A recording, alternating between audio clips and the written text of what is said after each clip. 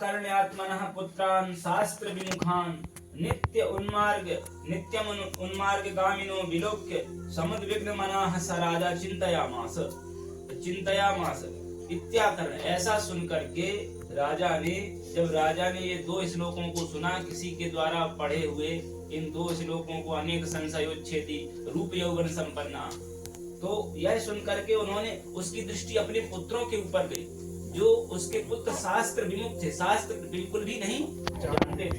नित्य उन्मार्गगामिनः, और जो बड़े नित्य प्रति बुरे मार्ग पर गमन कर रहे थे, उन मार्ग पर चल रहे थे, उनको विलोक्य अवलोक्य दृष्टवा, उनको देख करके समुद्र उसको बड़ी चिंता हुई, उसके मन में बड़ा ही उद्विग्न हुआ। स राजा चिंतयामास, और उस राजा ने, है ना, चिंता की, उसने सोचा विचार किया। तो चिंतयामास इत्यत्र कहा लकारः अवगतम। चिंतयामासतु तो एवं रूपाणि चलन्ति। तो उसने सोचा भूतकाल में कि कोर्थः पुत्रेण जातेन यो न विद्वान् न धार्मिकः कथंचित् सोदरभराः खिन्न शूकर शावकाः कोर्थः पुत्रेण जातेन तो जातेन पुत्रेण को अर्थः, कः अर्थः, किं प्रयोजनम, ऐसे उत्पन्न हुए पुत्रों से क्या प्रयोजन है, जो नित्य उन्मार्ग पर चल रहे हैं, जो शास्त्र को बिल्कुल भी नहीं जानते, शास्त्र से विमुख हैं। तो यो न विद्वान न धार्मिक, न जो विद्वान है और न ही धार्मिक है। कथंचित् सोदरभराः किन्न शूकर शावकाः, तो शूकर शावकाः कथंचित् सोदरभराः, है ना, जो शूकर शावक होते हैं वो किसी तरह के अपना पेट नहीं भरते। किम शूकर शावकाः कथंचित् सोदरभराः न भवन्ति, क्या किसी तरह अपना पेट नहीं भरते हैं, अर्थात भरते ही हैं।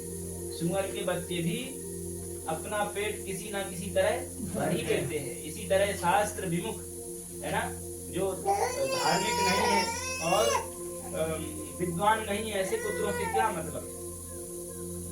दूसरा श्लोक कि अजातमृत मूर्खाणां वरमाद्यहु न चान्ति महा, कि किस तरह का पुत्र श्रेष्ठ है।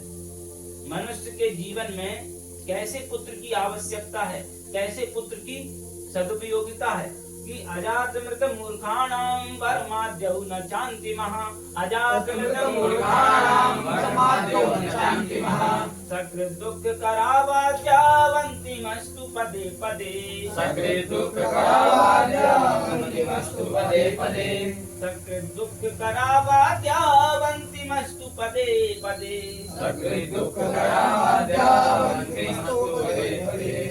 तो अत्र यहाँ प्रसंग है कि मूर्ख पुत्र की सर्वनिकृष्टता निर्धारित, वो सबसे निकृष्ट होता है, सबसे ही अधम होता है।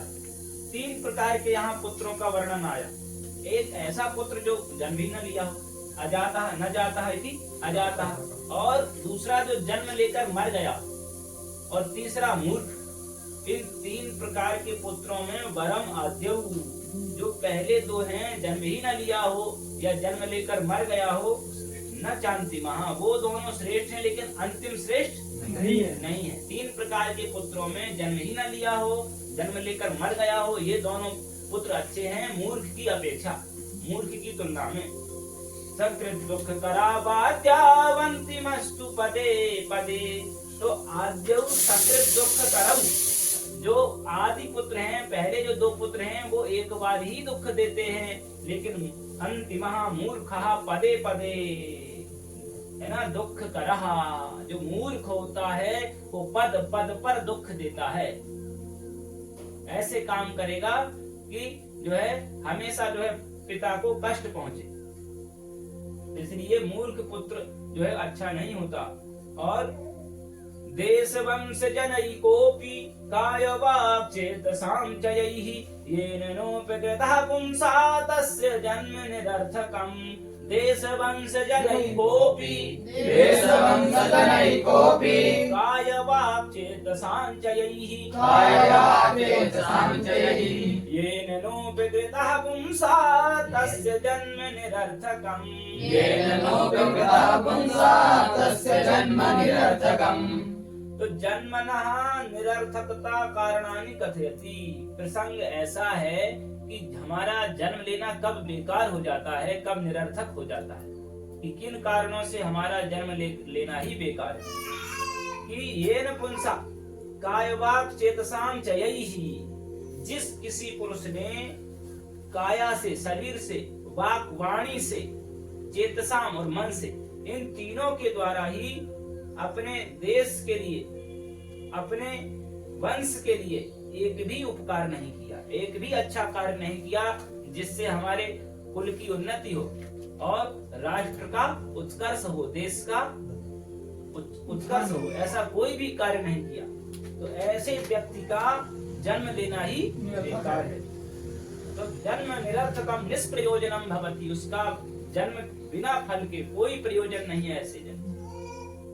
और चौथा श्लोक बड़ा ही सुंदर है कि दाने तपसि शौर्ये च, दाने तपसि शौर्ये च, यस्य न प्रतितं वसः, यस्य न प्रतितं वसः, विद्यायामर्थलाभे च मातुरुच्चार्य एव सा, विद्यायामर्थलाभे च मातुरुच्चार्य एव सा, विद्यायामर्थलाभे च मातुरुच्चार्य एव सा, विद्यायामर्थलाभे च मातुरुच्चार्य एव सा, दाने तपसि शौर्ये च, दाने तपसि शौर्ये च, यस्य न प्रतितं यशः, यस्य न प्रतितं यशः, विद्यायामर्थलाभे च, विद्यायामर्थलाभे च मातुरुच्चार्य एव सः, मातुरुच्चार्य एव सः। अत्र प्रसंगः है, प्रसंग यहाँ है कि दानादिभिः यस्य यशः न प्रतितं तस्य जीवनं कथम इति प्रतिपादयति। जिसका दान आदि के द्वारा, तपस्या, शौर्य आदि के द्वारा जिसका यश जो है नहीं फैला, जिसने अच्छे कार्यों से अपनी कीर्ति को नहीं बढ़ाया, तस्य जीवनम कथम, उसका जीवन कैसा है, उसका जीवन कैसा है। तो कहा दाने, यस्य यशः दाने, है ना, जिसका जो है यश, दान, तपस्या, शौर्य और शूरता और विद्यायाम अर्थ लाभेचा, तो जिसका जो मन है ना, जिसका चित्त जो है, जो दान में, तपस्या में और शौर्य में और विद्या में और अर्थ लाभे, धन को कमाने में, न प्रतितम, जिसका मन नहीं लगा, जिसका चित्त नहीं लगा, तो मातुरुच्चार एव सा, मातुरुच्चार एव सा, मातुः जनन्याः, वो अपनी माता का उच्चार एव सा, पुरीश एव भवति, पुरीश एव भवति, वो अपनी माता के केवल विष्ठा के समान है ना, माता की केवल विष्ठा के समान है, जिसका चित्त इन सभी चीजों में नहीं लगा। तो इस तरह से नीति संग्रह के ये सुंदर श्लोकों का आज हमने स्वाध्याय किया। अब हम इनको कंठस्थ करेंगे और आगे इन श्लोकों को समाज में भी फैलाएंगे।